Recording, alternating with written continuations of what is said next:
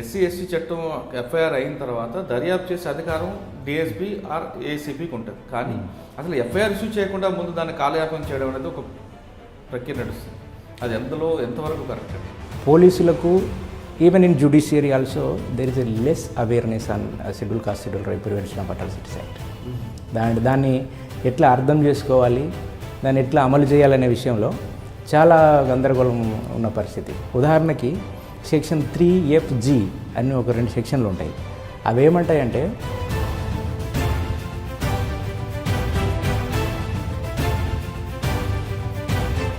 దాని ప్రకారము దేశం మొత్తంలో ఇప్పటి వరకు ఒక్క ఎఫ్ఐఆర్ కూడా నమోదు కాలేదు. 3FG వాళ్ళకి చూపించారు రుచి. ఎస్సీ ఎస్టీ 3FG ఇది ఏం చెప్తుందని క్లాస్ అంటే అంటే కరెక్ట్ వర్డ్స్ ఏంటంటే interfere or dispossesses a schedule caste from his land. అంటే ఎవరన్నా ఎస్సీ ఎస్టీలో ల్యాండ్ ఉందనుకోండి, పంటకు అక్కడ పోనీయకపోవడం కావచ్చు, అన్నీ వస్తాయి అందులో. సార్ సాధారణంగా ఒక లేమ్యాన్కి వస్తుంది, సామాన్యుడికి అంటే ఎస్సీ అవ్వచ్చు ఎస్టీ అవ్వచ్చు, ఒక అగ్రవర్ణ వాళ్ళు అవమానపరిస్తే ఏ విధంగా అవమానపరిస్తే పోలీసు అంటే ఆ ఇన్సిడెంట్కి సంబంధించిన వివరాలు తప్పకుండా ఉండాలి. ఏమేమి కారణాలతో పోలీస్ స్టేషన్కి వెళ్ళొచ్చు అనేది. షెడ్యూల్ కులాల ఇంటి ముందు పెంట వేస్తే కూడా అఫెన్సే. షెడ్యూల్ కులాలని రోడ్డు మీద నడవనీయకపోతే అఫెన్సే. షెడ్యూల్ కులాలని ఓటు వేయనీయకపోతే అఫెన్సే. షెడ్యూల్ కులాలని ఓట్లలో నిలబడనీయకుంటే అఫెన్సే. నేను షెడ్యూల్ క్యాస్ట్ కాబట్టి ఇది నాకు జరిగింది అని నిరూపించుకోగలగాలి. కానీ ఇన్ని కేసుల్లో కూడా శిక్షలు పడకుండా లాస్ట్కి వచ్చేసరికి ఎందుకండి కాంప్రమైజ్? అయితే మన దీనికి కేవలం ఎస్సీ ఎస్టీ కేసులోనే కాదు సార్, ఏ కేసుల్లోనూ శిక్షలు పడవు. దీనికి దీనికి కారణం ఏంటంటే మన system. Welcome to crime diaries. SC ST చట్టం అసలైన బాధితులకి అందుతుందా లేదా, అసలు ఆ చట్టం మీద వాళ్ళకి అవగాహన ఉందా లేదా, లేదు కొంతమంది స్వార్థపరులు ఆ చట్టాన్ని అడ్డం పెట్టుకొని అక్రమ కేసులు బనాయించుకొని వాళ్ళతో పబ్బం గడుపుకుంటున్నారు. అసలైన బాధితులకు అందకుండా కొంతమంది స్వార్థపరుల చేతిలో ఆ చట్టం పూర్తిగా ఇమిడిపోయిందా? ఇవి ఈరోజు ప్రధాన అంశాలు. ఎస్సీ ఎస్టీ చట్టం ఎంతమంది వారికి తెలుసు, అసలైన బాధితులు ఆ చట్టం ఎందుకు తెలుసుకోలేకపోతున్నారు, కొంతమంది వ్యాపారస్తులు రియల్ ఎస్టేట్ వ్యాపారులు ఆ చట్టాన్ని అడ్డం పెట్టుకొని ఎన్ని కోట్లు సంపాదిస్తున్నారు, ఒకవేళ ఆ సెక్షన్ పెడితే బెయిల్ వస్తుందా లేదా, బెయిల్ వచ్చిన తర్వాత కొంతకాలం వరకు ఆ సెక్షన్ మీద ఛార్జ్షీట్ వరకు నడిచిన తర్వాత అసలు కన్విక్షన్ డేట్ ఎందుకు రావట్లేదు, లాస్ట్లో వచ్చేసరికి శిక్ష పడకుండా ఎందుకు ఆ సెక్షన్లో ఉన్న బాధితులందరూ కూడా పూర్తిగా విత్డ్రా అయిపోతున్నారు అనే అంశాలపై మనతో మాట్లాడడానికి ఒక ప్రముఖ అడ్వకేట్ ఉన్నారు. పేరు కార్తీక్ నాయాన్. కార్తీక్ నాయాన్ గారు ఎస్సీ ఎస్టీ చట్టం మీద పూర్తిగా అవగాహన ఉండి అతని దగ్గర వచ్చిన ప్రతి క్లయింట్ పైన ఆ కేసుల్లోనే ఎక్కువ రావడం, ఆ కేసులపై పోరాటం చేయడం, అసలు బాధితులకి ఆ చట్టంపై అవగాహన కల్పించడం, నిజంగా ఒకవేళ ఎవరైనా అక్రమ కేసులు పెడితే ఆ కేసులు వాళ్ళకి తప్పు చేస్తున్నామంటూ వాళ్ళకి వివరించడం అంటే కార్యక్రమం చేపడుతున్నారు. ప్రస్తుతం కార్తీక్ గారిని అడిగి ఎస్సీ ఎస్టీ చట్టం ఎంత వరకు వస్తుంది, ఆ చట్టం యొక్క లొసుగులు ఏ విధంగా ఉన్నాయి, ఆ చట్టంలో ఉన్న లొసుగులను అడ్డం పెట్టుకొని కొంతమంది స్వార్థపరులు ఏ విధంగా లబ్ధి పొందుతున్నారనే విషయాలు అన్నిటి తెలుసుకుంది. కార్తీక్ గారు నమస్తే అండి. నమస్తే సార్. సార్ సాధారణంగా ఎస్సీ ఎస్టీ చట్టం అనేది ఎక్కడైతే బాధితులకు అన్యాయం జరుగుతుందో ఆ బాధితులకి ఆ వర్గం వాళ్ళకి ఖచ్చితంగా అది ఒక ప్రొటెక్ట్ చట్టం. అవును, అది ఎప్పటికీ ఉండాల్సిందే, ఉండి తీరాల్సిందే. కానీ ఆ చట్టం పట్ల కింద స్థాయిలో ఎవరైతే బాధితున్నారో వాళ్ళకి అవగాహన లేకపోవడంతో కొంతమంది ఒక స్వార్థపరులు లేదా రియల్ ఎస్టేట్ వ్యాపారుల చేతులు ఆ చట్టం ఉండడం, ఆ వ్యక్తులను అడ్డం పెట్టుకొని ఆ చట్టాన్ని మిస్యూజ్ చేస్తున్నారనేది ఒక ఆరోపణ ఉంది. అసలు నిజమైన బాధితులు అయితే తప్పేం కాదు, కానీ వాళ్ళకి ఏదో వ్యక్తిగత అవసరాల కోసం ఈ చట్టాన్ని అడ్డం పెట్టుకొని ఆ కేసులు మాఫీ చేయించుకోవడం లేదంటే అందులో సెటిల్మెంట్ చేసుకోవడం చేస్తున్నారని వార్త. రెండోది, ఆ సెక్షన్ పెట్టినప్పుడు కొంతమంది పోలీసులు కూడా ఎఫ్ఐఆర్ వెంటనే ఇష్యూ చేయకుండా తాత్సారం చేయడం పై అధికారులకు చెప్తాను. అంటే ఎస్సీ ఎస్టీ చట్టం ఎఫ్ఐఆర్ అయిన తర్వాత దర్యాప్తు చేసే అధికారం డిఎస్పీ ఆర్ ఏసీపీకి ఉంటుంది. కానీ అసలు ఎఫ్ఐఆర్ ఇష్యూ చేయకుండా ముందు దాన్ని కాలయాపన చేయడం అనేది ఒక ప్రక్రియ నడుస్తుంది. అది ఎంతవరకు కరెక్ట్ అండి? ఈ చట్టంలో శిక్ష పడాలంటే ఎన్ని సంవత్సరాలు శిక్ష పడుతుంది? అసలు శిక్ష వరకు రాకుండా మధ్యలోని కంప్లైంట్లు ఎందుకు వెనక్కి తగ్గిపోతున్నారు? ఈ ప్రశ్నల మీద మీరు చాలా క్లారిటీగా, ఎందుకంటే ఆ చట్టం మీద ఎక్కువ పోరాటం చేస్తున్నారు, మీ దగ్గరకు వచ్చే కేసులన్నీ కూడా వాటి మీద ఎక్కువ ఉన్నాయి కాబట్టి మీకు పూర్తి అవగాహన ఉంది కాబట్టి ప్రజల్లో కొన్ని అపోహలని మీరు తీర్చాల్సిన అవసరం ఉంది. ఈ ప్రశ్నకు సమాధానం చెప్పే ముందు కార్తీక్ గారు ఒక కుటుంబ నేపథ్యం, కార్తీక్ గారు ఎందుకు నల్ల కోట్ వేసుకున్నారు? నా పేరు కార్తిక్ నోయన్. మాది ఉమ్మడి ఆదిలాబాద్ జిల్లా జన్నారం మండలం ముర్రిగూడ అనే ఒక ఎస్సీ కాలనీ.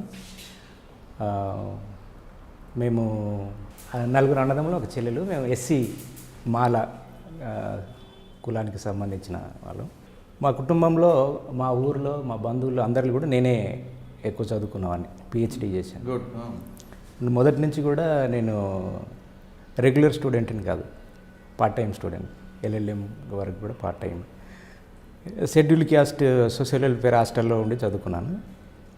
మా అన్న ఒక సామాజిక కార్యకర్త, ఎవరండి? బత్తుల ప్రకాష్ అని, ఒకప్పుడు నక్సలైటు. ఇప్పుడు బయటకు వచ్చి కూరగాయలు అమ్ముతాడు ఆయన. ఇప్పుడు మా వదిన కూడా నక్సలైట్ ఉద్యమంలో పనిచేసి, తనేమో ఎస్టీ కోయ. వాళ్ళిద్దరూ లోపలనే పెళ్లి చేసుకుని బయటకు వచ్చారు. ఇప్పుడు కూరగాయల వ్యాపారం చేసుకుని బతుకుతారు. వాళ్ళే మా కుటుంబానికి ఒక రాజకీయ నేపథ్యం. ఇంకా అది సార్ మా ఫ్యామిలీకి సంబంధించి. ఎంతవరకు చదువుకున్నారు మీ కార్యక్రమం? నేను పిహెచ్డి వరకు చదువుకున్నాను సార్. 2016లో ఈఎఫ్ఎల్ యూనివర్సిటీలో పిహెచ్డి పూర్తి చేశాను. నా సూపర్వైజర్ ప్రొఫెసర్ బాంగ్య బుక్యా గారు.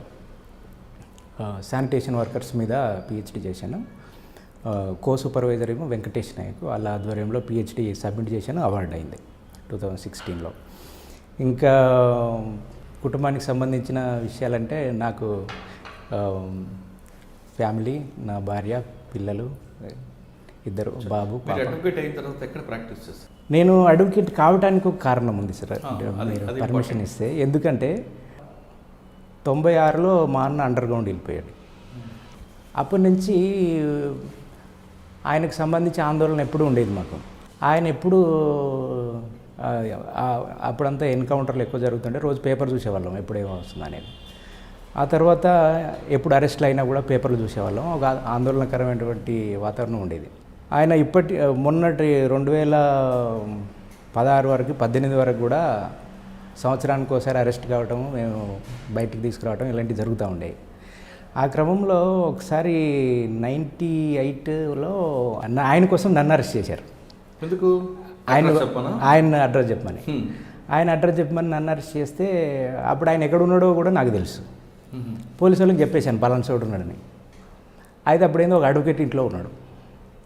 అయితే పోలీసు వాళ్ళు నన్ను తీసుకొని వెళ్ళి అడ్వకేట్ గేట్ దగ్గర కార్ పార్క్ చేసి బయటకు వస్తే చెప్పని అడగటం అన్నాడు. ఎస్ఐబి వాళ్ళు, స్పెషల్ ఇంటెలిజెన్స్ బ్రాంచ్. అయితే బయటికి రాలా. ఈ పోలీసు వాళ్ళు లోపలికి వెళ్ళలేకపోతున్నారు. అయితే అప్పుడు ఒక డిఎస్పీ, ఆయన పేరు చెప్పను, ఆయన ఏమన్నాడంటే, అరే నువ్వు కూడా అడ్వకేట్ గారా, ఏం బీకలేం మేము అన్నాడు. అడ్వకేట్. అప్పుడు నాకు అనిపించింది ఇదేదో బాగుంది అని. అప్పుడు పోలీసు వాళ్ళు నన్ను కేసు పెట్టి లోపట్టేశారు. 6 నెలలేమో ఉన్నాను. ఆ తర్వాత నేను పట్టుకోలేకపోయారు నేను. అది ఒక ఇన్స్పిరేషన్. ఆ తర్వాత చాలాసార్లు మా బ్రదర్ అరెస్ట్ అయినప్పుడు బాలగోపాల్, జీవన్ కుమార్ సార్ స్వయంగా నన్ను తీసుకొని అప్పుడు దొర ఉండే, ఎస్జే దొర డీజీపీ, ఆయన దగ్గరికి వెళ్ళేవాళ్ళు. అట్లా 2 సార్లు వెళ్ళాము. ఒకసారి అయితే 14 రోజులు అసలు ఎక్కడున్నాడో అడ్రస్ చెప్పాల. ఎస్జే దొర దగ్గరికి వెళ్ళి కూర్చుంటే ఆయన ఖమ్మం ఫోన్ చేశాడు. ఖమ్మం ఫోన్ చేసి ఇట్లా ఉన్నాడు అని అంటే, హైకోర్టులో ఏబిఎస్ కార్పస్ చేసినా కూడా లేడని చెప్పారు, మాకు తెలియదని చెప్పారు. అప్పుడు దొర దగ్గరికి వెళ్తే నా దగ్గరే ఉన్నాడు, ఈ అంత బ్రేక్ అయినాయి కాళ్ళు, ఇది ఇప్పుడే ప్రొడ్యూస్ చేస్తే ఇబ్బంది, కొంచెం క్యూర్ అయినాక ప్రొడ్యూస్ చేస్తాం అని చెప్పి. అంటే అలాంటి నేపథ్యం వల్ల నేను జైల్లోకి వెళ్ళి హాల్ టికెట్ వస్తే నాకు బెయిల్ వచ్చి బయటకు వచ్చి లా ఎంట్రన్స్ రాసి అడ్వకేట్ అయ్యాను. మిమ్మల్ని ఎందుకు జైల్లో పెట్టారు? అంటే నేను వాళ్ళతో సంబంధాల్లో ఉన్నా అని, నేను నన్ను పట్టుకుంటే ఇంకెవరన్నా దొరకొచ్చని. నేను యాక్టివ్ కార్యకర్తను కాదు. నేను ఈ 2 నేపథ్యాలు మీకు అటువైపు ఇదేదో బాగుంది, ప్రజలు సేవ చేయొచ్చు, భయపడతారు పోలీసులు అంటున్నారు. ఒక ప్రాక్టీస్ చేసి ఫస్ట్ ఎక్కడ ఏ సీనియర్? నేను మొట్టమొదటిసారి 2004లో నేను లా పూర్తి చేసి అడ్వకేట్గా ఎన్రోల్ అయ్యాను. అప్పుడు చంపాపేటలోనే ఒక లాయర్ దగ్గర చాలా కొద్ది సమయం చేశాను, ఒక 3 నెలలు 4 నెలలు చేశాను. ఆ తర్వాత ఇక్కడ ఆర్టీసీ ఎక్స్ రోడ్లో బుజ్జిబాబు అని ఒక అడ్వకేట్ ఉండేవాడు, అతని దగ్గర ఒక 6 నెలలు చేశాను. ఆ తర్వాత జీవన్ కుమార్ సార్ ఏం చేశాడంటే, అప్పుడు హ్యూమన్ రైట్స్ లా నెట్వర్క్ అని ఒక ఆర్గనైజేషన్ నడుస్తుండేది, వాళ్ళకి రిఫర్ చేశాడు. నువ్వు హెచ్ఆర్ఎఫ్లో నేను సభ్యుడిని కాబట్టి నువ్వు అందులో వాళ్ళకి రిఫర్ చేసి నువ్వు అందులోకి వెళ్ళన్నాడు. అప్పుడు 2008 వరకు హ్యూమన్ రైట్స్ లా నెట్వర్క్లో లా ఆఫీసర్గా పనిచేశాను, చైల్డ్ రైట్స్, పిల్లల హక్కుల మీద దాన్ని. ఆ తర్వాత ఎన్జిఓ సెక్టార్కి వెళ్ళాను. ఆ తర్వాత save the children, action aid, ఆ తర్వాత ఇఫ్లూలో పిహెచ్డీకి వెళ్ళాను. రీసెంట్గా అమ్నెస్టీ ఇంటర్నేషనల్లో 3 సంవత్సరాలు చేశాను. 3 సంవత్సరాల కింద మళ్ళీ అడ్వకేట్ ప్రాక్టీస్ వైపు వచ్చాను, అంటే ఫుల్ టైం ప్రాక్టీస్. కానీ మీరు అడ్వకేట్ అయిన తర్వాత క్రిమినల్ కేసులు ఉన్నాయి, సివిల్ కేసులు ఉంటాయి, ప్లస్ మీరు అన్నట్లు పాత మీ అన్నయ్య గారు ఉన్న టైప్ కేసులు ఉంటాయి. ఇవన్నీ విడిచిపెట్టి కేవలం ఎస్సీ ఎస్టీ సెక్షన్ మీద ఎక్కువగా మీరు ఆ కేసుల మీద ఎక్కువ ఫోకస్ అవ్వడం. ఫోకస్ అంటే సార్, ఇప్పుడు నేను ఎస్సీ ఎస్టీ కేసులు చేయడం నాకు ఇంట్రెస్టే, కానీ నేను బాధితుల దగ్గరికి వెళ్ళను, నా దగ్గరికి బాధితులు వస్తారు. అదే వాళ్ళు మీ దగ్గరికి ఎందుకు? ఎందుకంటే ఒకటి మేబీ నేను from the same community SC, ఇంకొకటి ఏంటంటే నేను ఎక్కువ కమిటెడ్గా పనిచేస్తాను. అంటే ఏ కేసులో అయినా నేను కమిట్మెంట్ ఉన్నది చెప్పేస్తాను, నేను క్లయింట్కి క్లియర్గా బ్లాక్ అండ్ వైట్లో చెప్పేస్తాను, ఇది అవుద్ది ఇది కాదు, ఇది అదొకటి. తర్వాత ఆ చట్టానికి సంబంధించి చాలామంది ఎక్కువ నాలెడ్జ్ లేదు, ఈవెన్ దాని మీద అవేర్నెస్ అనేది పోలీసులకు, even in judiciary also there is a less awareness on schedule caste schedule right prevention of atrocities act. దాన్ని ఎట్లా అర్థం చేసుకోవాలి, దాన్ని ఎట్లా అమలు చేయాలనే విషయంలో చాలా గందరగోళం ఉన్న పరిస్థితి. ఉదాహరణకి సెక్షన్ 3FG అని ఒక 2 సెక్షన్లు ఉంటాయి. అవి ఏమంటాయంటే, if anybody non schedule caste or non schedule tribe dispossesses or interfere with the land of a schedule caste or schedule tribe, that amounts to an atrocity and it is a punishable offence up to 5 years. దాని ప్రకారము దేశం మొత్తంలో ఇప్పటి వరకు ఒక్క FIR కూడా నమోదు కాలే. కంప్లీట్లీ అన్ఎక్స్ప్లోర్డ్ సెక్షన్, ఎవరికి తెలియదు అది, అంటే తెలియదంటే నిజంగా తెలియదు కాదు, ఎవరు దాన్ని ఉపయోగించారు. అది ఉపయోగిస్తే అసలు land litigation completely the litigation between non-scheduled caste and scheduled castes with regards to the land takes into the criminal prosecution. So ఇప్పుడు ఎస్సీ ఎస్టీ 3FG ఇది ఏం చెప్తుందని క్లాస్ అంటే, అంటే కరెక్ట్ వర్డ్స్ ఏంటంటే interfere or dispossesses a schedule caste from his land. అంటే ఎవరైనా SC ఎస్టీలో land ఉందనుకోండి, ఆ ల్యాండ్ మీదకి నాన్ షెడ్యూల్ కాస్ట్ వెళ్ళి దౌర్జన్యం చేయటం లేదా ఇంటర్ఫియర్ కావటం అనేది చాలా లార్జ్ స్కోప్లో వస్తుంది. ఇంటర్ఫియర్ కావడం, దాని మీద తప్పుడు డాక్యుమెంట్స్ తయారు చేసుకోవచ్చు, దానికి నీళ్లు ఆపేయటం కావచ్చు, పంట అక్కడ పోనీయకపోవడం కావచ్చు, అన్నీ వస్తాయి అందులో. అట్లా అక్కడ ఒక్క ఎఫ్ఐఆర్ కూడా నమోదు కాలే ఇప్పటికీ. మరి ఇప్పుడు అవుతున్న ఎఫ్ఐఆర్ దేని మీద? 90% ఎఫ్ఐఆర్లు 3(1) RS కింద నమోదవుతాయి సార్, కులం పేరుతో దూషించడానికి. 90%, ఇంకా 99% కూడా అనుకోవచ్చు. నేను 2019లో ఒక స్టడీ చేశాను, ఎస్సీ ఎస్టీ యాక్ట్ అమలు తీరు ఎలా ఉంది, ఎన్ని కేసుల్లో ఛార్జ్ షీట్లు వేశారు, ఎన్ని కేసుల్లో కాంపెన్సేషన్ ఇచ్చారు అనే విషయం కోసము ఆర్టీఐ కింద అన్ని పోలీస్ కమిషనరేట్లకి అడిగా. చాలామంది ఇచ్చారు పోలీసు వాళ్ళు, 80% మంది పోలీసులు రిప్లై ఇచ్చారు. వాస్తవం ఏంటంటే ఛార్జ్షీట్ ఫైల్ చేసిన కేసులు కేవలం 30%. 70% కేసుల్లో ఛార్జ్షీట్ వేయలా. కొన్ని కేసులు 13 సంవత్సరాల నుంచి పెండింగ్ ఉన్నాయి. సో ఇది కంప్లీట్లీ ఏంటనంటే lack of interest in the cases. ఒక ఉదాహరణ చెప్తాను, మీరు టైం ఇస్తా అంటే. చెప్పండి. ఒక మాల అమ్మాయి సింగిల్గా ఉంటే ఒక రెడ్ ఆయన వచ్చి రేప్ చేశాడు. ఆ కేసు నా దగ్గరకు వచ్చింది, నన్ను అడిగారు ఏమైనా చేయొచ్చు అంటే, నేను ఆ ప్లేస్కి 200 కిలోమీటర్ల దూరంలో ఉంటా. ఈ అమ్మాయి పిచ్చిలేసి నిజంగానే రేపు అయింది, నిజంగానే పిచ్చిలేసింది. పిచ్చిలేస్తే ఏమిటో ఏం చేశారనంటే, పిచ్చిది కాబట్టి అబద్ధం చెప్తుందని ఎఫ్ఐఆర్ గట్లా ఎర్రగడ్డ తీసుకొచ్చి పెట్టారు. అయితే నేనేం చేశాను, కంప్లైంట్ రాసి ట్విట్టర్లో పెట్టాను. ట్విట్టర్లో నాకు 20,000 మంది ఫాలోవర్స్ ఉంటారు. కన్సర్న్ పోలీస్ ఆఫీసర్లను ట్యాగ్ చేశాను. అప్పుడు పోలీసులే ఎర్రగడ్డ హాస్పిటల్ వచ్చి అన్నీ తీసుకొని ఎఫ్ఐఆర్ చేశారు. ఎఫ్ఐఆర్ చేసిన తర్వాత ఎవరైతే రేపిస్ట్ ఉన్నాడో ఆయన పోలీస్ స్టేషన్కి పెళ్ళికి వచ్చినట్టు వచ్చిపోతున్నాడు. పోలీస్ స్టేషన్కి పెళ్ళికి వచ్చినట్టు వచ్చిపోతున్నాడు. ఓహో. ఆయన అరెస్ట్ లేదు, ఆయన వార్నింగ్ లేదు. ఆ తర్వాత ఆయన్ని అరెస్ట్ చేయట్లేదని ఎన్హెచ్ఆర్సీకి ఒక లెటర్ రాశాను. లెటర్ రాస్తే ఎన్హెచ్ఆర్సీ కమిషనర్కి లెటర్ ఇచ్చింది, రిపోర్ట్ సబ్మిట్ చేయండి అని.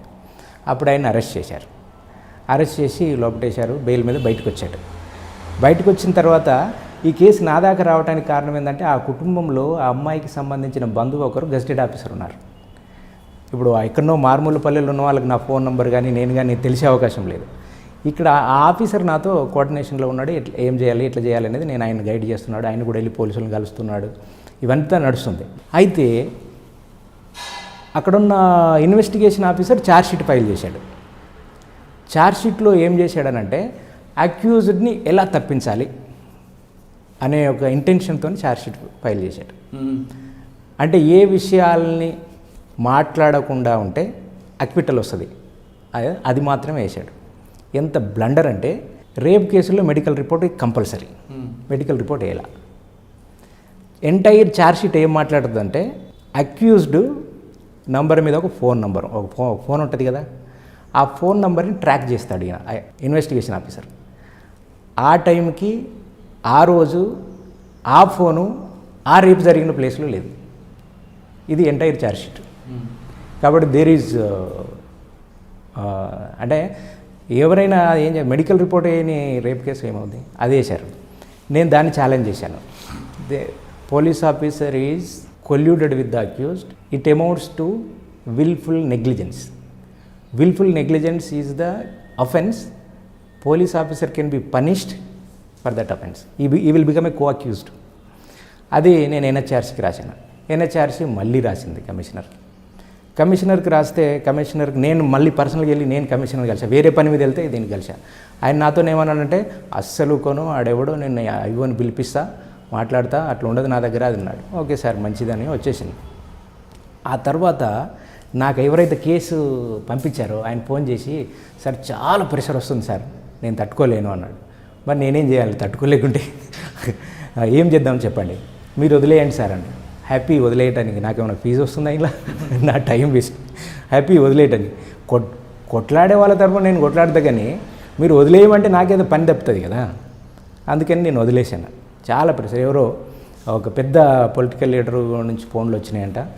ఏమొస్తుంది కొట్లాడితే, వాడు జైలుకి పోతే నీకేమొస్తుంది, డబ్బులు తీసుకోండి ఆ అమ్మాయికి ఏదన్నా ఉపయోగపడతాయి అదేనంటే నేను ఒకటే చెప్పాను, డబ్బుల కోసం కాంప్రమైజ్ కాకండి. రేప్ కేసులో కానీ మర్డర్ కేసులో కానీ కొట్లాడితే 8 లక్షలు వస్తాయి. SC ST యాక్ట్ కింద అఫెన్సెస్ అన్నిటికీ డబ్బులు వస్తాయి.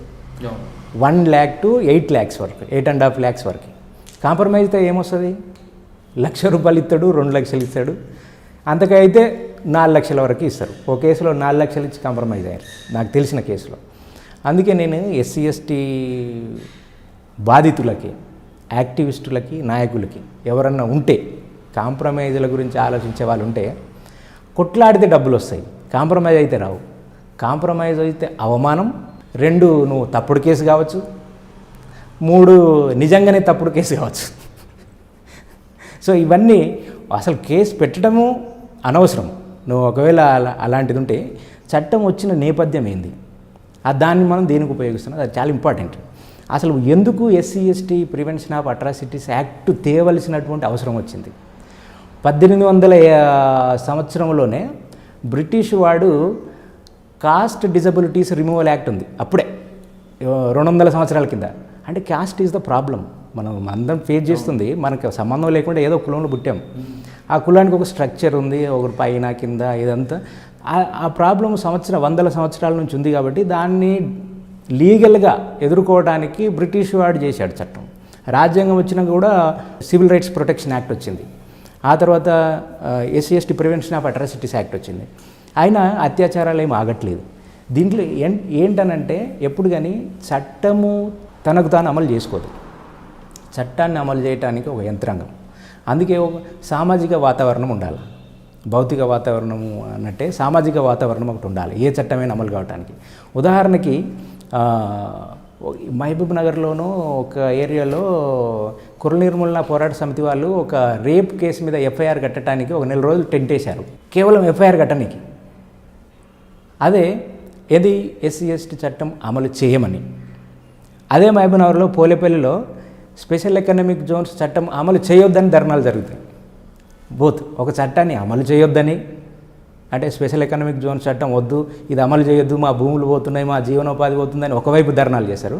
ఇంకో చట్టం SC ST prevention of atrocity act ఏమో అమలు చేయండి, మా ఎఫ్ఐఆర్ కట్టండి, మా మర్డర్ చేశారు, మమ్మల్ని కొట్టాడు, మా భూములు గుంజుకున్నాడు, రేప్ చేశాడు, ఎఫ్ఐఆర్ కట్టండి. అంటే రెండు చట్టాలే, ఒకటేమో అమలు చేయొద్దని కొట్లాడతారు, ఒకటి అమలు చేయాలని కొట్లాడతారు.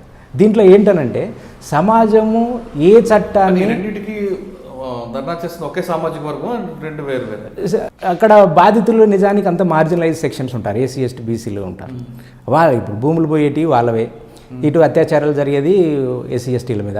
యాక్చువల్గా మీరు అన్నట్లుగా ఎస్సీ ఎస్టీ 3FG చెప్తుంది కదా, వాళ్ళతో బలవంతంగా వస్తే మనకి పెట్టుకోవచ్చు కదా. అదే చెప్తున్నాను, ఒక్క ఎఫ్ఐఆర్ కూడా లేదు దాని మీద ఇప్పటికి, ఒక్క సింగిల్ ఎఫ్ఐఆర్ చూడలే నేను. అందుకే టైం ఉంటే ఇంకొక ఉదాహరణ చెప్తా, అవకాశం ఇస్తే. 3FG మీద నేను ఒక పని చేశా. నేను ఛత్తీస్గఢ్లో, అంటే మనం దాని గురించి వెళ్ళే ముందు మీరు ఇందాక చెప్పిన ఒక ఎగ్జాంపుల్ ఒక చిన్న డౌట్ సార్.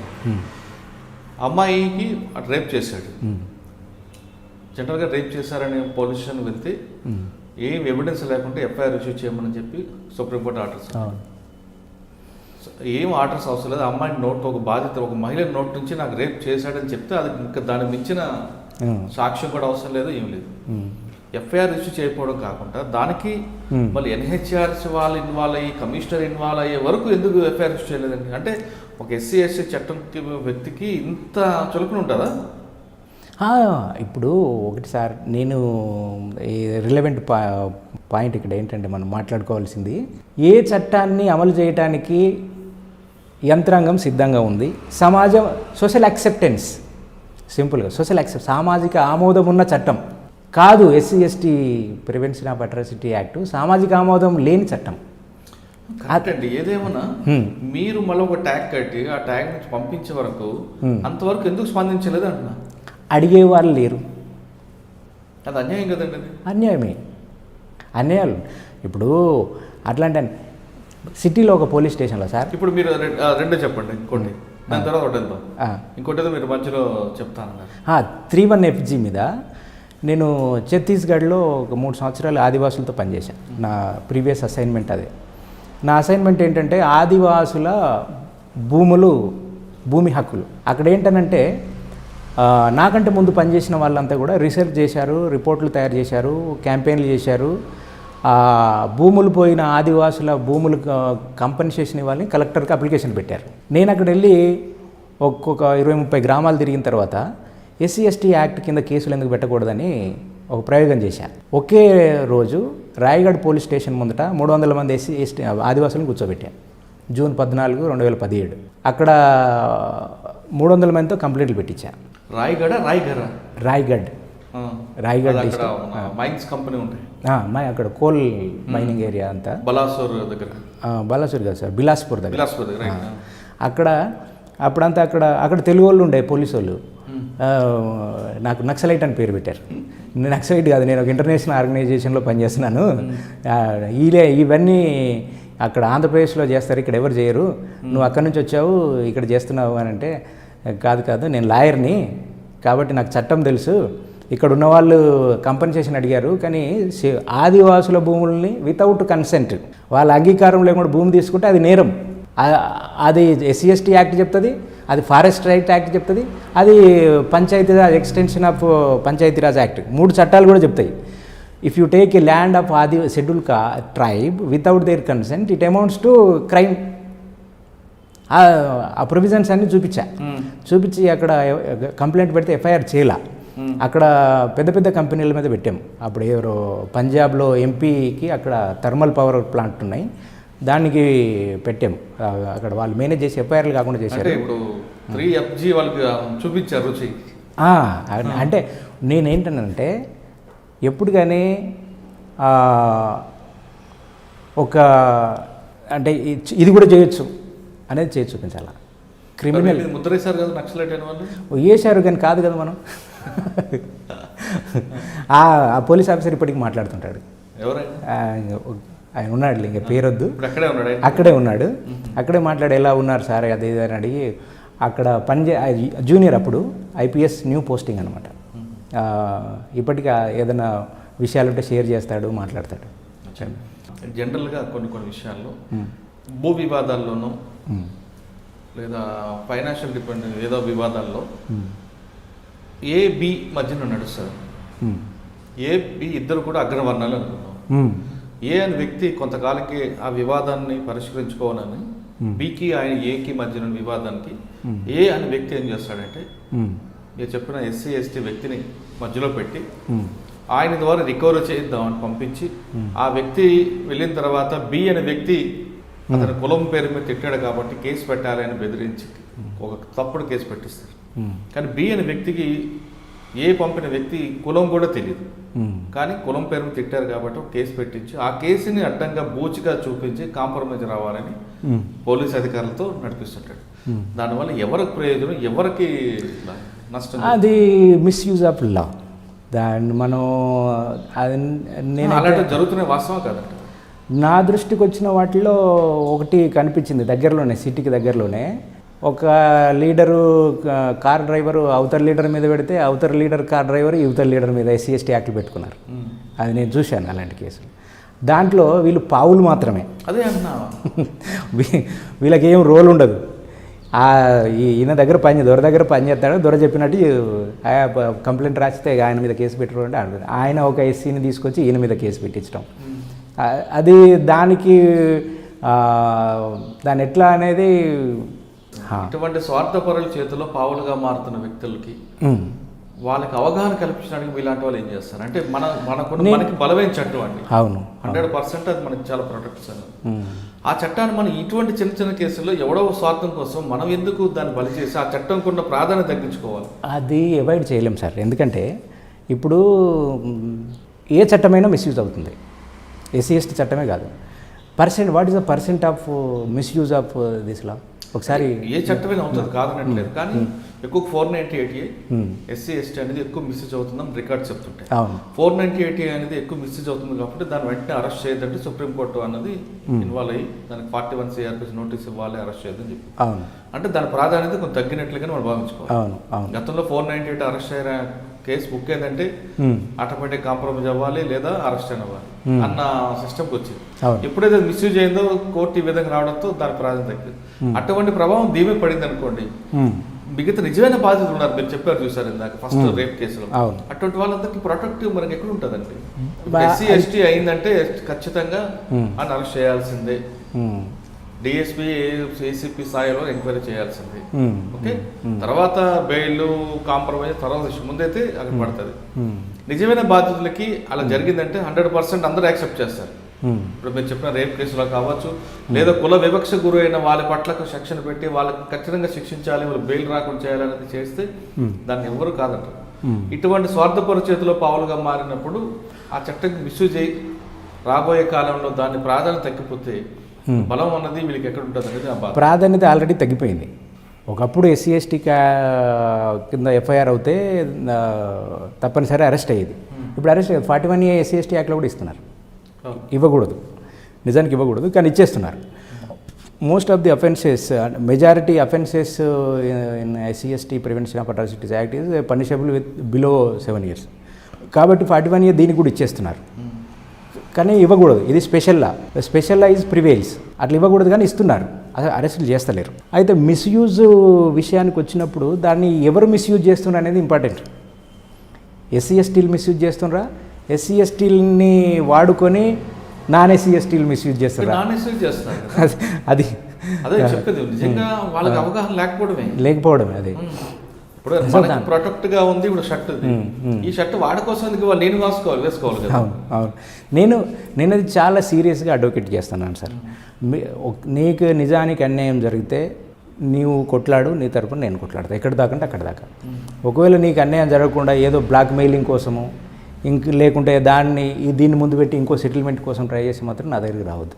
చాలా క్లియర్గా చెప్తాను, I always advocate for the genuine victims. Sir మనం ఈ సెక్షన్లో కేసు నిజంగా పోలీసులు ఎఫ్ఐఆర్ ఇష్యూ చేయలేదు అనుకోండి, నిజమైన బాధితులకి ఇప్పుడు మన స్వార్థపరుల చేత పక్కన పెడదాం కాదు, నిజంగా చాలా మంది ఇప్పటికీ కొంత ఆ వివక్ష గురవుతున్నారు. అటువంటి వాళ్ళు పోలీస్ స్టేషన్కి వెళ్ళి కంప్లైంట్ ఇస్తే ఎఫ్ఐఆర్ ఇష్యూ చేయకపోతే ఏం చేయాలి? దానికి చట్టం ప్రకారం ఒక ప్రాసెస్ ఉంది. సుప్రీంకోర్టు ఇచ్చిన ప్రొసీజర్ ప్రకారం ఏంటంటే పోలీసులకు కంప్లైంట్ ఇస్తే వాళ్ళు తప్పకుండా ఎఫ్ఐఆర్ చేయాలి, ఎఫ్ఐఆర్ చేసి ఇన్వెస్టిగేషన్ స్టార్ట్ చేయాలి. కానీ చాలా కేసుల్లో ఏం చేస్తున్నారంటే కంప్లైంట్ తీసుకొని ఎఫ్ఐఆర్ చేయకుండా ప్రిలిమినరీ ఇన్వెస్టిగేషన్ చేస్తున్నారు. Preliminary investigation is not permitted in any of the offences under SC/ST prevention of atrocities act. ఆ ఎఫ్ఐఆర్ ఎమిటే చేసి ఇన్వెస్టిగేషన్ స్టార్ట్ చేయాలి. అది చేయట్లేరు. చేయనప్పుడు ఏం చేయాలనంటే వీళ్ళు అసలు రిసిప్ట్ ఇవ్వరు పోలీసులు. ఫస్ట్ రిసిప్ట్ ఇవ్వరు, కంప్లైంట్ తీసుకోరు, తీసుకుంటే రిసిప్ట్ ఇవ్వరు. రిసిప్ట్ ఇవ్వరు కాబట్టి ఏం చేయాలంటే అదే కంప్లైంట్ ఎప్పుడు కానీ కంప్లైంట్ కాపీ 4 ఉండాలి. కంప్లైంట్ రాసుకున్న తర్వాత జిరాక్స్ 4 ఉండాలి. ఒకటి వాళ్ళకి ఇచ్చి ఒక దాని మీద ముద్ర వేసుకోవాలి. ముద్ర ఇవ్వాల. అది తీసుకొచ్చి ఇంకో కంప్లైంట్ రాసి register post with acknowledgement due పోలీసులో పంపాలి. ఒక వారం చూసి దాన్ని SPకి పంపాలి. ఇది లీగల్ ప్రాసెస్. పంపిన తర్వాత కూడా SPకి పంపిన తర్వాత కూడా ఎఫ్ఐఆర్ చేయకుంటే అప్పుడు ఆ కాగితాలని ఎక్నాలజ్మెంట్ రిసిప్ట్, ఎందుకంటే కోర్టుకి ఎవిడెన్స్ కావాలి పోలీసులకు అందింది అని చెప్పడానికి, ఆ పోస్టల్ ఎక్నాలజ్మెంట్స్ తీసుకొచ్చి లోకల్ కోర్టులో ప్రైవేట్ కంప్లైంట్ వేసుకోవాలి. ప్రైవేట్ కంప్లైంట్ వేసుకుంటే కోర్టు ఎఫ్ఐఆర్ రిజిస్టర్ చేయమని పోలీసులకు చెప్తుంది. నేను అట్లా చేశాను కేసులో. సార్ సాధారణంగా ఒక లేమ్యాన్కి వస్తుంది, సామాన్యుడికి అంటే వాళ్ళు SC అవ్వచ్చు, ST అవ్వచ్చు, ఒక అగ్రవర్ణం వాళ్ళు అవమానపరిస్తే అంటే ఏ విధంగా అవమానపరిస్తే పోలీస్ స్టేషన్కి వెళ్ళాలి అంటే మీరు అన్నట్లుగా లైంగిక దాడి కాకపోవచ్చు, లేదు దూషించవచ్చు, లేదు అవమానపరచవచ్చు, ఇలా రకరకాల కారణాల ద్వారా అందులో వస్తాయి. ఆ కారణాలు ఏ విధంగా, ఇన్ని కారణాలు ఉన్నాయి, ఏ కారణం చేత ఆయన వివక్ష గురయ్యాడు, ఆ కారణాల లిస్ట్ ఒకసారి చెప్పండి. అటువంటి దీంట్లో ఉంటే వెంటనే పోలీస్ స్టేషన్కి వెళ్ళొచ్చు. వెళ్ళేటప్పుడు ఎలాంటి సాక్ష్యం ఉండాలి, ఎవరైనా ఉండాలా, లేదు ఆయనకు వాళ్ళిద్దరి మధ్య ఒక వ్యక్తి మధ్య జరిగినప్పుడు అవమానం కూడా కంప్లైంట్ ఇవ్వచ్చు. అయితే ప్రతి ఇన్సిడెంట్కి మీరు జర్నలిస్టులాగే 5W1H what, where, when, who అనేది ఆ ఇన్సిడెంట్కి సంబంధించిన వివరాలు తప్పకుండా ఉండాలి. అయితే ఏమేమి కారణాలతో పోలీస్ స్టేషన్కి వెళ్ళొచ్చు అనేది, షెడ్యూల్ కులాల ఇంటి ముందు పెంట వేస్తే కూడా అఫెన్సే, షెడ్యూల్ కులాలని రోడ్డు మీద నడవనీయకపోతే అఫెన్సే, షెడ్యూల్ కులాలని ఓటు వేయనీయకపోతే అఫెన్సే, షెడ్యూల్ కులాలని ఓట్లలో నిలబడనీయకుంటే అఫెన్సే.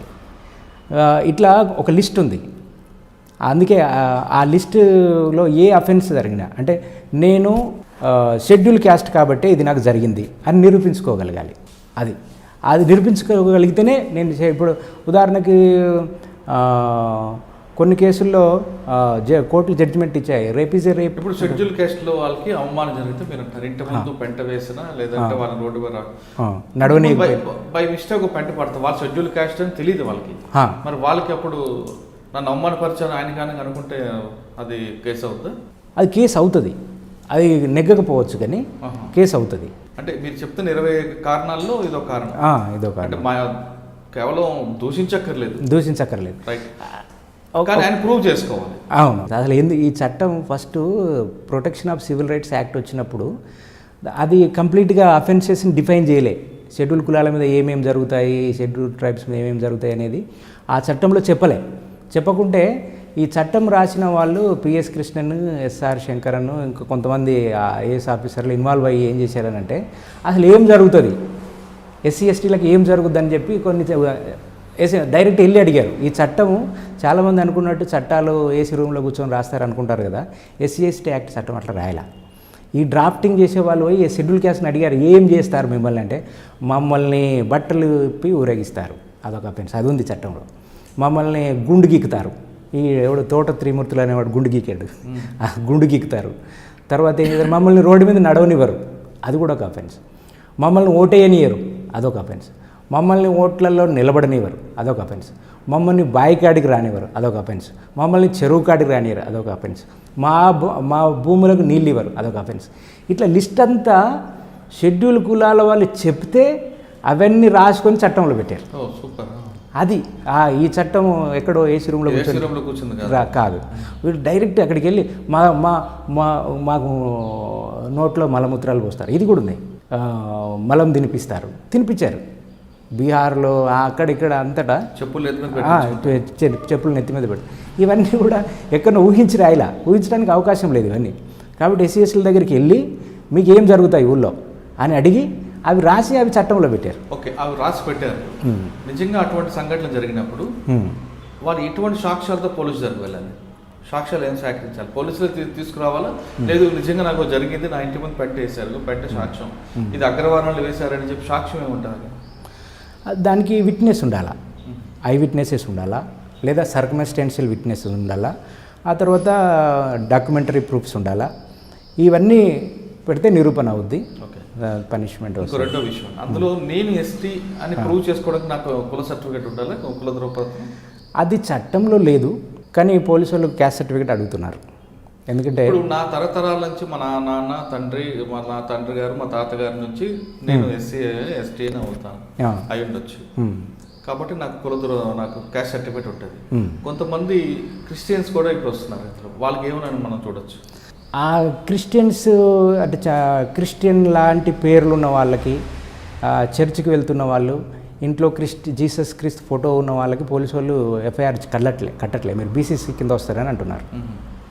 అది చట్టంలో ఎక్కడ లేదు. వాళ్ళు కూడా మేమే ఎస్సీఏ అంటుంటారు కదా. మేము ఎస్సీఏ వాళ్ళు. ఇప్పుడు మతం మారితే కులం మారదు కదా సార్. సుప్రీంకోర్టులో కేసు పెండింగ్ ఉంది, delinking reservation caste status with religion. ఎందులోకి పోయినా ఎస్సీనే. క్రిస్టియన్ అయితే క్రిస్టియన్ మాల, మాదిగా క్రిస్టియన్ అయితే Madiga Christian, Mala Christian, Reddy Christian, Brahmin Christian ఉంటుంది, కానీ క్యాస్ట్ ఎక్కడ పోదు. కాబట్టి SC ST prevention of atrocities act ఈ డిఫరెన్షియేట్ చేయాల.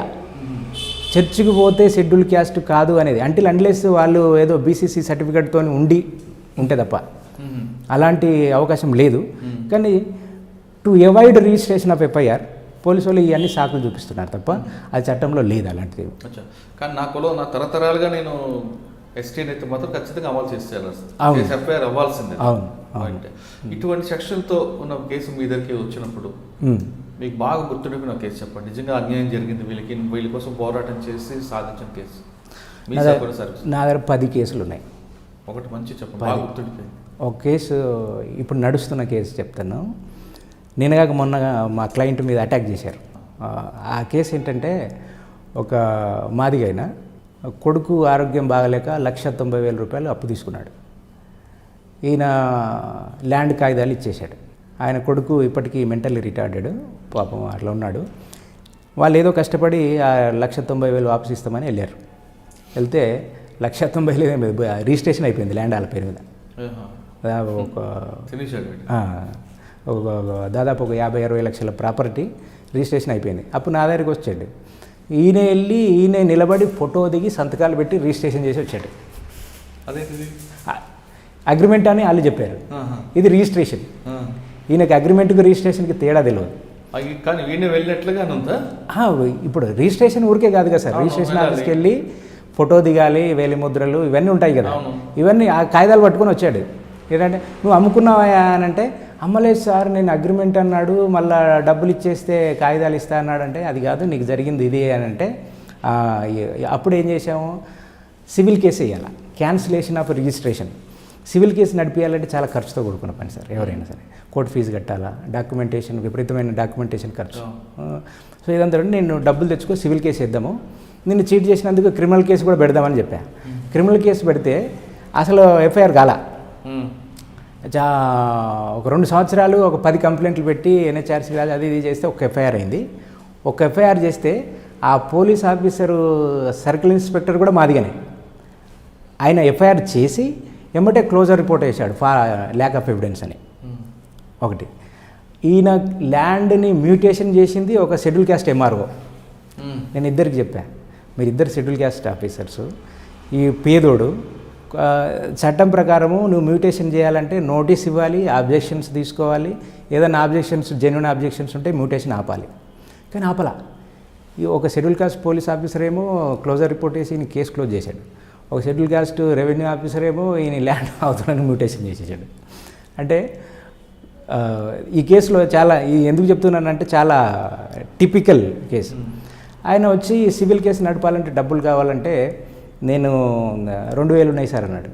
2000 నేను క్లర్క్కి ఇవ్వాలన్నా, టైపిస్ట్కి ఇవ్వాలన్నా, జిరాక్స్కి ఇవ్వాలన్నా, ఇది కాదు అని అన్నా. మరి ఏం చేయాలి సార్, ఎట్లా చేయాలి సార్ అని అంటే, నిజంగా నీదే భూమి అయితే నువ్వు నీ భూమి కాపాడుకోవాలంటే నువ్వు ఒక వెళ్తా 2000కి 2 కొబ్బరి బొండాలు నరికే కత్తులు వస్తాయి, కొనుక్కొని పోయి పొలం కాడ కూర్చో అని చెప్పాను. అదేం సార్ అట్లా అంటున్నావు?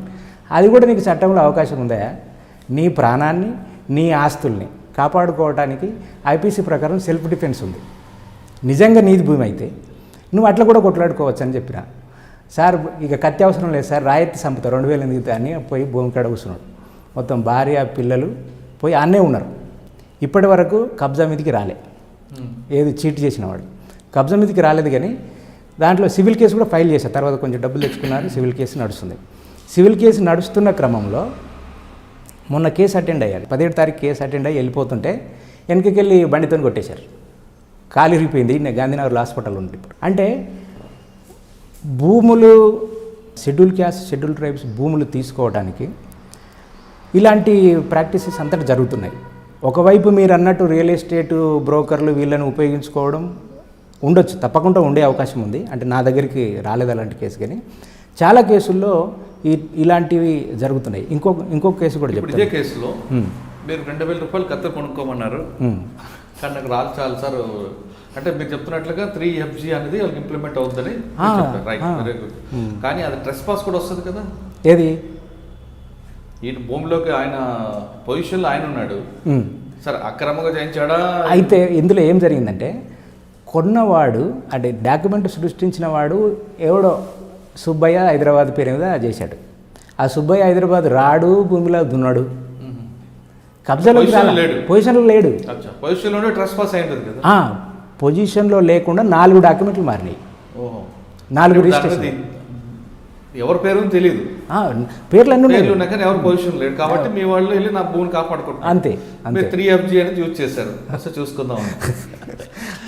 ఇప్పుడు అన్యాయం జరుగుతుంటే చేశాడు అనుకోండి మీరు అన్నట్లుగా, మరి మర్డర్ కేసు ఒకటి వద్దు కదా, అటెంప్ట్ మర్డర్ వస్తుంది కదా. ఎవరు చంపారు సార్? అసలు చంపదాకా రాదు ఏ విషయము. ప్రాణం అంటే వచ్చింది అనుకోండి, మా వకీల్ సాబ్ ఉన్నాడని చెప్పి ఆయన కత్తి చూసాడు అనుకోండి. ఇప్పుడు ఆడ ఏం ఒకటి పోయి నెత్తి ఇరుక్కున్నట్లే కదా ఆయన. ఇప్పుడు అది కేవలము ఒక ఎమోషన్ క్రియేట్ చేయటం తప్ప, ఆ కత్తి పట్టుకొని కూర్చుంటే నిజంగా ఎవరైనా వస్తారా సార్? పోలీస్ స్టేషన్ పోతున్నారు అంతే తప్ప.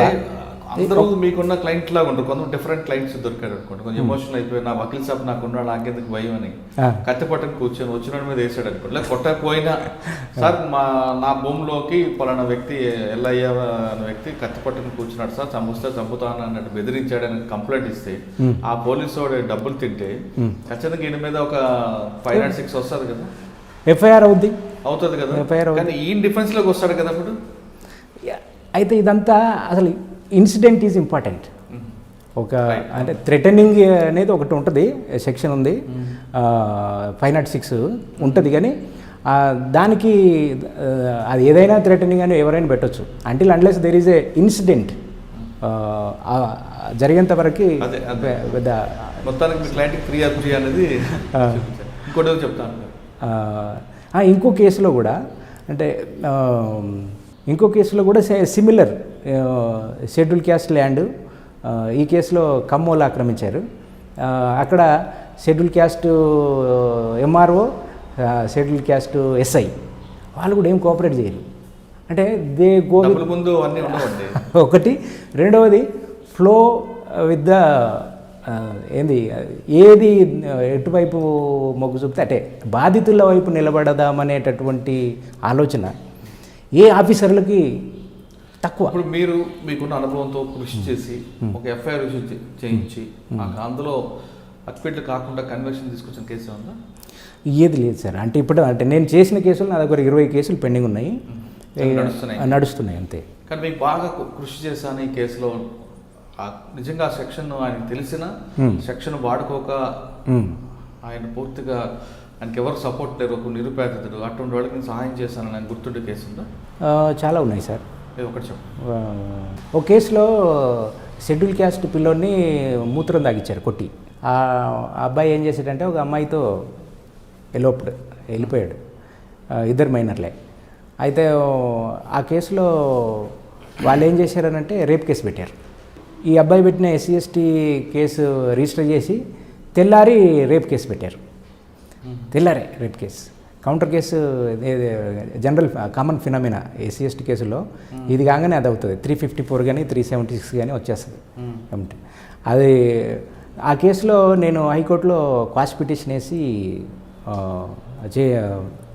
వేస్తే హైకోర్టులో బెయిల్ రాలా, అంటే క్వాష్ కాలే, స్టే కూడా రాకుంటే అది జరిగింది నా నేటివ్ ప్లేస్.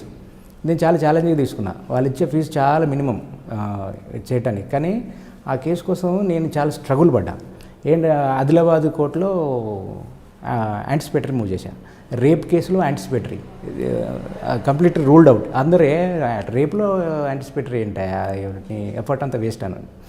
కానీ వెళ్తే అక్కడ ఒక మంచి రాహుల్ అని మా కొలీగ్ ఉంటాడు, నేను క్లియర్గా డ్రాఫ్ట్ చేసి పంపించా. ఫైలింగ్ అయిపోయింది, ఆర్గ్యుమెంట్ అయిపోయింది. జడ్జి చాలా కీన్గా స్టడీ చేశాడు కేసు, అసలు వాట్ ఈజ్ వాట్ అని స్టడీ చేసి ఆ రేప్ కేసులో యాంటిసిపేటరీ బెయిల్ ఇచ్చాడు. అదొకటి నాకు చాలా. రేప్ కేసులో ఎలాగొచ్చిందంటే బెయిల్ అంటే సర్కమ్స్టెన్సెస్ మొదటి నుంచి నేపథ్యం, ప్రతి కేసుకు కూడా ఒక బ్యాక్గ్రౌండ్ ఉంటుంది. ఆ బ్యాక్గ్రౌండ్ని అర్థం చేసుకుంటే అసలు ఇక్కడికి ఎందుకు వచ్చాము, ఈ స్టేజ్కి ఈ కేసు ఎందుకు వచ్చింది అనేది తెలిస్తే ఎవరైనా కన్విన్స్ అవుతారు. ఆ కేసులో ఏంటంటే వాస్తవంగా ఏంటంటే ఆ అబ్బాయి తప్పేం లేదు, అమ్మాయి తీసుకొని వెళ్ళింది. దానికి మేము ఏం చేసామనంటే అమ్మాయి ఫోన్ కాల్స్ అన్నీ ట్రాక్ చేసి ఆ డాటా తీసి అమ్మాయి ఫోన్ చేసినట్టు, ఆ అమ్మాయి వచ్చి అబ్బాయిని తీసుకొని వెళ్ళేటప్పుడు వీడియో రికార్డింగ్ కూడా సంపాదించాము. అంటే ఇందులో అబ్బాయి కేవలం అమ్మాయిని ఫాలో అయ్యాడు. అక్కడ ఏం జరిగితే జరగవచ్చు, కానీ ఆ సర్కమ్స్టెన్సెస్ అనేది ఈ innocent boy is implicated in rape case అది. సో అందుకని ఇద్దరు 17 17 దీంట్లో వచ్చిందా. పోలీసు వాళ్ళు చాలా అపోజ్ చేశారు. టీఆర్ఎస్ పార్టీ కుటుంబం వాళ్ళు, అమ్మాయి వాళ్ళు చాలా అపోజ్ చేశారు. DSP స్వయంగా వచ్చి కౌంటర్ ఫైల్ చేశాడు. అంటే DSP వచ్చి కౌంటర్ ఫైల్ చేయడం రేరు ఏదైనా కేసులో. కౌంటర్ ఫైల్ రిటర్న్ చేశాడు. మామూలుగా ఓరల్ సబ్మిషన్ చేస్తారు.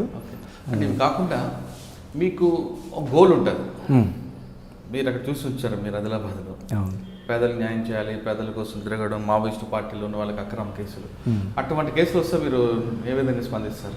ఏ కేసులోనే జెన్యూనిటీ, లీగల్ పాయింట్ చూస్తాం సార్. దాన్ని బట్టి ప్రొసీడ్ అవుతాం. అంటే మీ గోల్ ఏముందంటే అసలు? నా గోల్ అంటే అడ్వకేట్గా నా గోల్ ఏంటంటే నేను ఒక మానవ హక్కుల న్యాయవాదిగా పనిచేయాలనేది కోరిక. ఆ వైపుగానే నేను పని చేస్తూ ఉన్నాను నా సాధ్యమైనంత మేరకు. ఇంకొక క్వశ్చన్ అడుగుతాను, లేమ్యాన్ క్వశ్చన్. నా కులం పేరు మీద నాకు దూషించారని కంప్లైంట్ ఇస్తాను. నిజంగా నేను SC ST నేను పోలీస్ స్టేషన్కి వెళ్ళినప్పుడు ఏ ఆధారాలు తీసుకుని వెళ్ళాలి? ఇప్పుడు సాక్ష్యాధారాలు సార్, సాక్ష్యాధారాలు అంతే. సాక్ష్యాధారాలు ఇంపార్టెంట్. అది లేకుండా కేసు పోయినట్టే, సాక్ష్యం లేకుండా కేసు పోయినట్టు. అంటే తిట్టినప్పుడు ఎవరు ఉండరు, అప్పుడు ఏం చేయాలి? ఉండనప్పుడు తిట్టి ఉండటానికి కారణాలు ఏంటో నిరూపించుకోవాలా. ఆ సర్కమ్స్టెన్సెస్ బ్యాక్ వెళ్ళి ఆ సర్కమ్స్టెన్సెస్ అన్నది చెప్పాలా. ఆ సర్కమ్స్టెన్సెస్లో కూడా ఏమన్నా విట్నెస్ ఉందో చూడాలి. పలానా రోజు పలానా దగ్గర మా ఇద్దరికి అక్కడ గొడవ అయింది, దాని రిజల్టే ఇక్కడ ఆయన కులంతో తిట్టాడని చెప్పుకోగలగాలి. ఈ witness is important sir. Criminal Lalo witness లేకుండా ఏం చేయలేము. కానీ ఇన్ని కేసుల్లో కూడా శిక్షలు పడకుండా లాస్ట్కి వచ్చేసరికి ఎందుకండి కాంప్రమైజ్? అయితే మన దీనికి కేవలం SC ST కేసులోనే కాదు సార్, ఏ కేసుల్లోనూ శిక్షలు పడవు. దీనికి కారణం ఏంటంటే మన system accused centric, victim centric కాదు. విక్టిమ్కి రైట్స్ ఉంటాయి. Every accused has to be treated as a innocent until unless is convicted. కాబట్టి ఆ వైపు నుంచే మన జ్యుడిషియరీ కానీ మన అండర్స్టాండింగ్ అనేది ఉంటుంది. తర్వాత ఏ కేసునైనా కూడా ప్రూవింగ్ బియాండ్ రీజనబుల్ డౌట్, అంటే ఏ మాత్రం అనుమానం లేకుండా నిరూపించాలి, అయితేనే శిక్ష పడుతుంది. లేకుండా బెనిఫిట్ అవుట్ డౌట్ కింద తీసేస్తారు. అది బాధితురాలు కూడా లాస్ట్ వరకు ఉంటారు కదండి, ఎందుకు నష్టాలు అయిపోతుంటారు? ఒకటి థ్రెట్ సార్, నేను ఫస్ట్ చెప్పిన కేసు థ్రెట్. 2 వల్నరబిలిటీ అంటే తెలుగులో ఏమంటాం, వీళ్ళు అంటే కొట్లాడలేరు, పోరాటం శక్తి లేక. 3వది కాంప్రమైజ్. ఇప్పుడు ఎస్సీ ఎస్టీలో కూడా అటు కేసు కట్టంగానే ఇటు కొంతమంది దళారులు తయారవుతారు, అటు ఇటు మాట్లాడి ఇంత ఇస్తారు అంత ఇస్తారు ఇంత ఇస్తారు, అది అలాంటి బ్యాచ్లు కూడా ఉన్నాయి. సో అది కూడా ఒక కారణం. తర్వాత మెయిన్ ఇవన్నీ కారణాలు ఉండగా నేను స్వయంగా అర్థం చేసుకున్నది ఏంటంటే, ప్రాసిక్యూషన్ చేయరు సార్. నేను ఇందాక రేప్ కేసులో చెప్పినానే, మెడికల్ రిపోర్ట్ కూడా వేయకుండా ఆయన సెల్ ఫోన్ ట్రాక్ చేసి ఛార్జ్షీట్ వేసాడు అని. ఐఓలు ఇంపార్టెంట్ సార్. ఇప్పుడు ఒక ఎస్సీ ఎస్టీ కేసులో ఛార్జ్షీట్ వేయాలంటే చాలా రకాలైనటువంటి ఎవిడెన్స్ గ్యాదర్ చేయాలి. ఈ ఐఓకి 10 కేసులు ఉంటాయి. ఈ 10 కేసుల్లో అయిన బర్డెనే. ఒక కేసు మీద ఎన్ని రోజులు టైం పెట్టగలడు ఆయన? కాబట్టి ఇదంతా అంటే ఇన్ఫ్రాస్ట్రక్చర్ లేదు, విల్లింగ్నెస్ లేదు ఇన్వెస్టిగేషన్కి. సో ఇదంతా count, it all reasons will be counted and resulted ending up in acquittals. అన్ని కేసుల్లో ఇంతే. ఓకే, ఇకపై ఎస్సీ ఎస్టీ సెక్షన్స్ కఠినంగా అమలు జరగాలి, వాళ్ళు ఎవరైతే నిందితులు ఉన్నారో వాళ్ళు కఠినంగా శిక్ష పడాలంటే సిస్టమ్ ఏం చేస్తుంది బాగుంటుంది సార్? ఎస్సీ ఎస్టీ యాక్ట్లో 3 కాంపోనెంట్ ఉంటాయి సార్. దాని ఉద్దేశం ఏంటంటే, దాని పేరు SC ST prevention of atrocities act.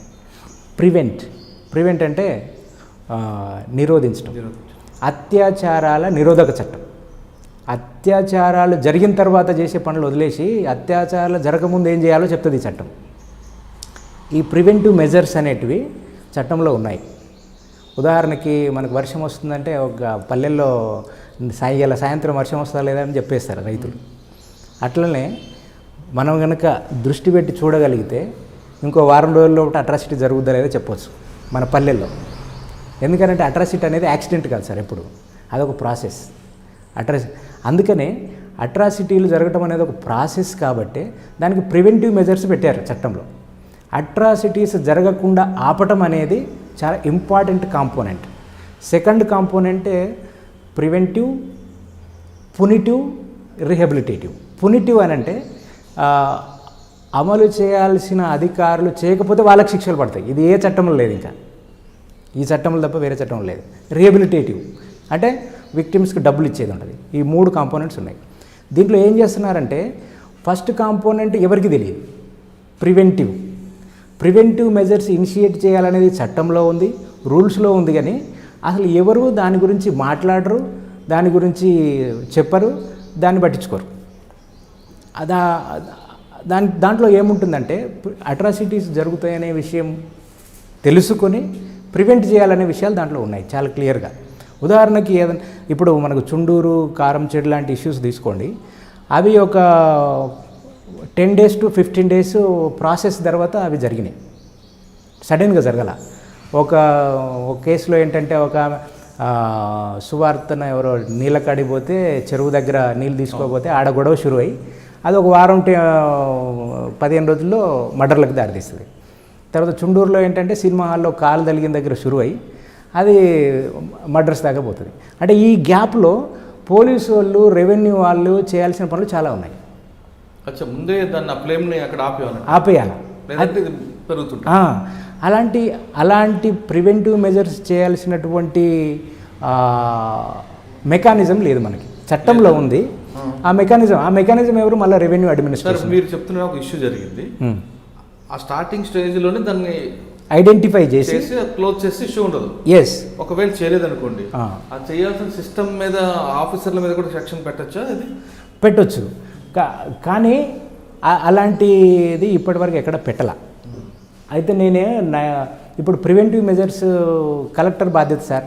ప్రతి జిల్లాలో collector is the vigilance and monitoring committee chairman, రాష్ట్రంలో ముఖ్యమంత్రి గారు చైర్మన్. ఈ చాలామంది కలెక్టర్లకు వాళ్ళు ఎస్సీ ఎస్టీ యాక్ట్ కింద ఒక కమిటీ ఉంటుంది. ఆ కమిటీకి మేము చైర్మన్ అనే విషయం తెలియదు. అంటే వాళ్ళు 100 కమిటీలకు ఉంటారు, వాళ్ళు తప్పేమూ లేదు. వాళ్ళని 100 కమిటీలకు చైర్మన్లను చేస్తారు. అందులో ఇదొక కమిటీ. ఇది 3 నెలలకు ఒకసారి మీటింగ్ జరగాలి, 3 సంవత్సరాలకు కూడా ఒక మీటింగ్ జరగదు. దాంట్లో సభ్యులు ఒక లాయరు, ఒక సోషల్ యాక్టివిస్టు ఇవాళ ఉండాలా. అది కూడా ఏదో ఉపయోగపడేదని చెప్పి పొలిటికల్ అపాయింట్మెంట్ చేసేస్తారు. ఇదే అంటే ప్రివెంటివ్ మెజర్స్ ఇనిషియేట్ చేస్తే అసలు అట్రాసిటీసే జరగవు. ఆ ప్రివెంటివ్ మెజర్స్ మీద కాన్సన్ట్రేషన్ చేయాలి సార్. నేను అంటే సెంట్రల్ గవర్నమెంట్, నేను ప్రివెంటివ్ మెజర్స్ మీద కూడా ఒక స్టడీ చేశా. ఎక్కడ కూడా ప్రివెంటివ్ మెజర్స్ ఇనిషియేట్ చేయాల. కొన్ని అట్రాసిటీ 98 ఆ పీరియడ్లో బీహార్, ఛత్తీస్గఢ్, తమిళనాడు, కర్ణాటక, ఆంధ్రప్రదేశ్ రాష్ట్రాల్లో కొంత ప్రివెంటివ్ మెజర్స్ చేశారు. ఏంటి ప్రివెంటివ్ మెజర్స్ అంటే, ఓ జీబుకి మైకు కట్టుకొని ఎస్సీ ఎస్టీలని అవమానించరాదు, వాళ్ళని బాయికాడికి నీళ్ళు తోడుకొని వాళ్ళని ఓటేయనియాలా, వాళ్ళని రోడ్డు మీద నడవనియాలా, ఇవన్నీ ప్రచారం చేసేవాళ్ళు. That is preventive measures. అవి ఇప్పుడు ఎక్కడ చేస్తున్నారు? చట్టం వచ్చిన కొత్తలో కొన్ని చేశారు. మళ్ళీ చట్టం రావటం కూడా ఒక పెద్ద అదొక బ్యాక్గ్రౌండ్ వద్దులండి, చాలా పెద్ద స్టోరీ. చట్టం రావటానికి కూడా కేవలం గవర్నమెంట్ లా మేకర్స్ ఇంట్రెస్టే కాదు, దానికి పెద్ద స్ట్రగుల్. 85లో కారం సీట్లు జరిగితే 87లో చట్టం వచ్చింది. 91లో చుండూరు జరిగితే 95లో రూల్స్ వచ్చినాయి. దానికి ఒక ఎవల్యూషన్ ఉంది. ఆ చట్టం రావటానికి, వచ్చినాక దాన్ని కాపాడుకోవడానికి కూడా కొట్లాటనే, అమలు చేసుకోవడం తర్వాత విషయం. ముందు అది ఉందే చూసి, కనీసం సూచన మాకు ఒకటి ఉంది. అండ్ తప్పకుండా మిస్యూజ్ అనేది జరుగుతూ ఉంది. కానీ నిజమైన బాధితులకు మాత్రం చట్టం అందుబాటులో ఇంకా రాలేదు సార్.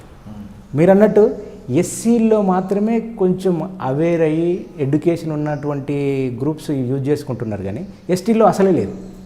ఎస్టీలో లంబాడాలు యూజ్ చేస్తున్నారు, కానీ గోండ్స్, ప్రధాన్స్, కోయాస్ అసలు ఎస్సీ ఎస్టీ యాక్టే తెలియదు వాళ్ళకి.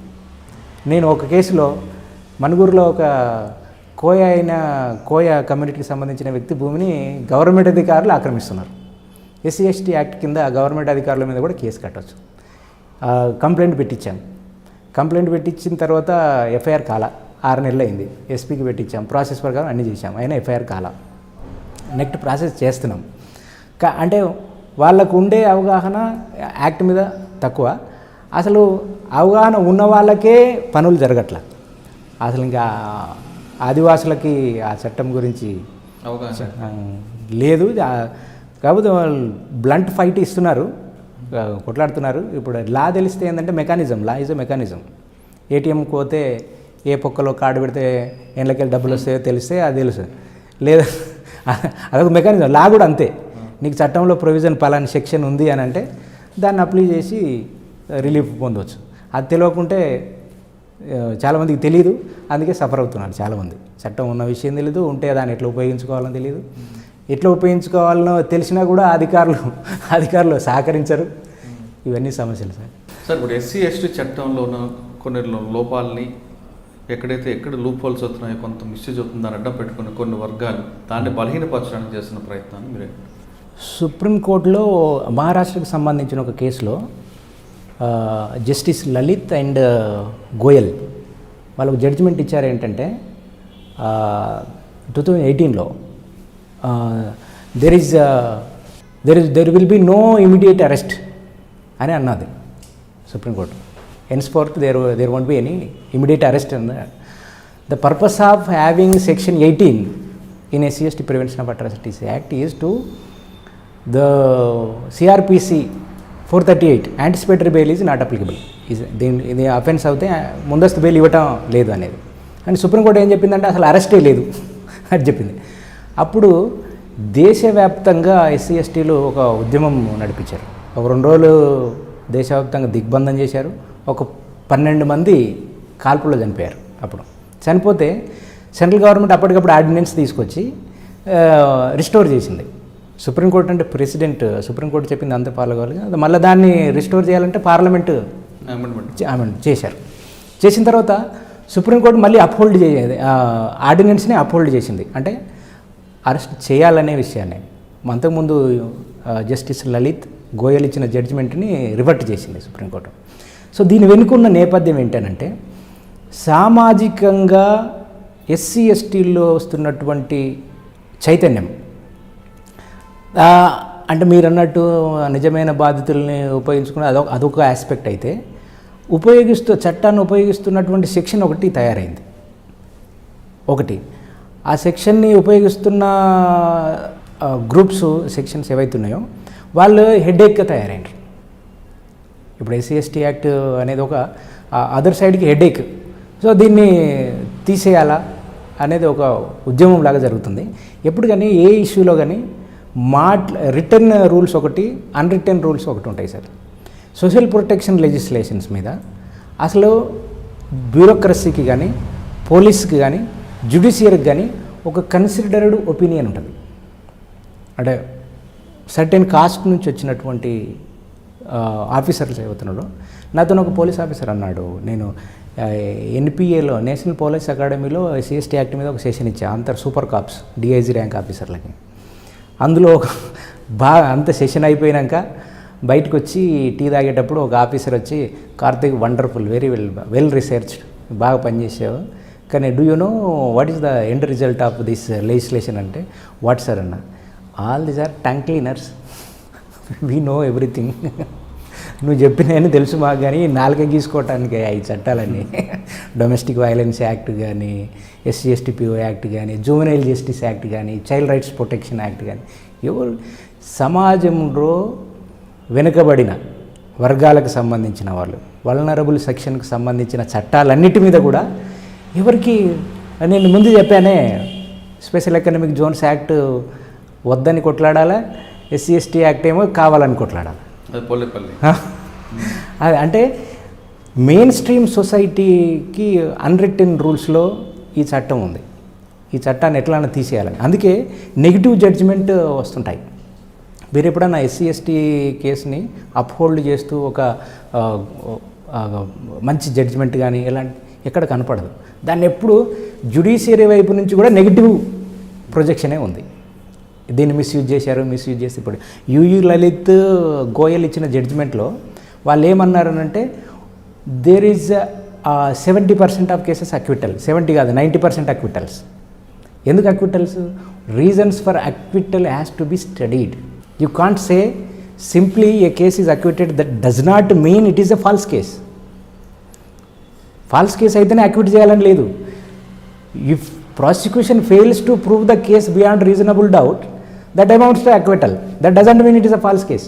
ఇప్పుడు నా మీద అత్యాచారం జరిగింది, నేను కోర్టులో నిరూపించుకోలేను, సాక్ష్యాలను గ్యాదర్ చేసుకోలేకపోయాను, లేదా నా సాక్షులు హాస్టల్ అయ్యారు, అట్లా మాత్రం అది ఫాల్స్ కేసు కాదు కదా. సో అది ఆ లాజిక్ సుప్రీంకోర్టు జడ్జిలకు అర్థం కాలేదని అనుకోవటానికి లేదు. ఇంత మరి జరుగుతున్న వాకపల్లి లాంటి ఘటనలో ఇంతవరకు ఎఫ్ఐఆర్ ఇష్యూ కావడం ఇది డెలిబరేట్ డిసిజన్ సార్, చేయకూడదు. ఇప్పుడు సమాచార హక్కు చట్టం కింద సమాచారం అడిగితే ఏం చేస్తారంటే, ఆ డాక్యుమెంట్స్ని కాలబెట్టేస్తారు, కాలబెట్టి అవి లేవని రిప్లై ఇస్తారు. అంటే ఈయనకే, అప్లికెంట్కే కాదు ఇంకెవరికి కూడా ఆ డాక్యుమెంట్లు దొరుకుతుంది. అంటే డెలిబరేట్ అటెంప్ట్ అనమాట. ఏదైనా జరగకూడదని అనుకుంటే గవర్నమెంట్ ఆఫీసర్లు 100% జరగనివ్వరు. ఆర్మీ మీద ఎస్సీ ఎస్టీ కేసు పెట్టడం అంటే జోక్ కాదు కదా, నిజానికి పెట్టాలా, అది చట్టమే. ఆదివాసులు మనుషులే, ఆదివాసులు సిటిజన్స్, వాళ్ళకు చట్టం ఉంది, రక్షణ ఉంది, వాళ్ళని చట్ట ప్రకారము కేసు కట్టాలా, వాళ్ళని సస్పెండ్ చేయాలా, కనీసం ఎఫ్ఐఆర్ కూడా కట్టకపోవడం అనేది deliberate disobedience of law by the police, by the army, by the administration. దాన్ని కాగ్నిజెన్స్ తీసుకోవాలి. అంటే ఓపెన్గా చెప్పేస్తుంది అనమాట, మీ ఆదివాసుల్ని రేపు చేసిన ఎఫ్ఐఆర్ కట్టం. అదే ఇక అన్నిటికీ కులం ఉన్నట్టే రేపుకి కూడా కులం ఉంది. ఇక అది వేరే డిబేట్. కానీ అదే చాలా కేసుల్లో వాకపల్లి ఇది very sad history before us. Sir ఫైనల్గా చెప్పండి, ఇప్పుడు ఎవరికైతే అవగాహన లేదో వాళ్ళలో అవగాహన తీసుకురావడానికి మీ వంతు ఈ కార్యక్రమం చెప్పండి.